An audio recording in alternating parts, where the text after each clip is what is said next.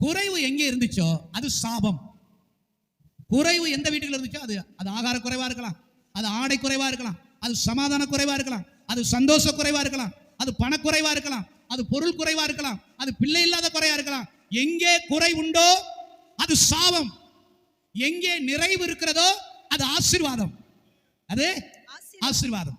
இப்ப தேவன் நம்மளை அழைத்தது நிறைவுக்கா குறைவுக்கா? நிறைவுக்கு தேவன் அழைத்திருக்கிறார். ஹல்லேலூயா. எல்லா விதத்திலும் நிறைந்திருக்கும்படி தேவனை அழைத்திருக்கிறார். எல்லா விதத்திலும் நான் வாழ்ந்திருக்கும்படி கர்த்தர் அழைத்திருக்கிறார். எல்லா விதத்திலும் நான் செழித்திருக்கும்படி கர்த்தர் என்னை அழைத்திருக்கிறார். ஹல்லேலூயா. ஆமென் சொல்லலாமா?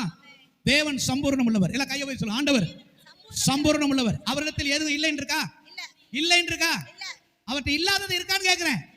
அவர்கிட்ட எதுக்குமே இல்லைங்கிறதே இல்லை, எல்லாம் அவரிடத்தில் இருக்கிறது. ஆமென் சொல்லலாமா?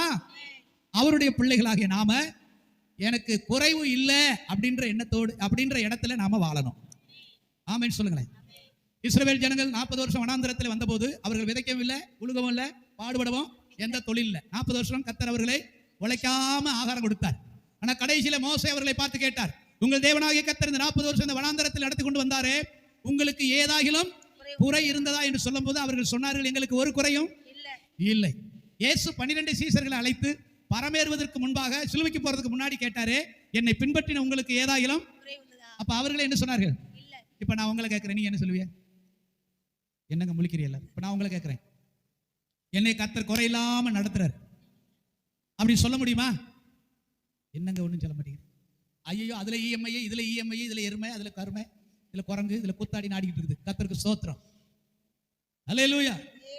ஆமா, நான் பாடுறேன் சேர்ந்து, ஒரு குறைவில்லாமல் காத்து வந்தீரே ஓடி சோத்திரமே, இருக்கிற நகை எல்லாம் கூட்டுற பேங்க்ல இருக்கே உமக்கு தெரியுமா? ரெண்டு கை உயர்த்தி ஒரு அல்லேலூயா சொல்லுங்க பாருங்க. இப்ப நான் உங்களை பார்த்து கேட்கிறேன், இத்தனை வருஷமா கர்த்தரை பின்பற்றி வருகிற சகோதர சகோதரிகளே, உங்களுக்கு ஏதாயிலும் கர்த்தர் குறை வச்சாரான்னு கேட்டா நீ என்ன சொல்லுவீங்க? என்னங்க ஒண்ணுமே சொல்ல மாட்டேன். இவருங்க பட்டுன்னு பிரசங்கத்தை முடிச்சு போடுவேன். நான் ரொம்ப கோவக்காரன். கையை உயர்த்து. குறையோடு அவரை பின்பற்றுவது நியாயம் தானா? பக்கத்துல கேளு. குறைவோடு அவரை பின்பற்றுவது நியாயம் தானா? எல்லாருமே கேட்டுக்கிட்டீங்கன்னா பதில் யார் சொல்றது? நானே சொல்லவா? வாத்தியார் மேலே தூக்கி போட்டுறீங்களா எல்லாத்தையும்? Hello hello. குறைவு அப்படிங்கிறது அது ஒரு சாபம். அது நிறைவு அப்படிங்கிறது ஆசீர்வாதம். Thanks for watching. To watch our full video, please visit our channel Peace Tower GSF on YouTube. Do watch, share and subscribe.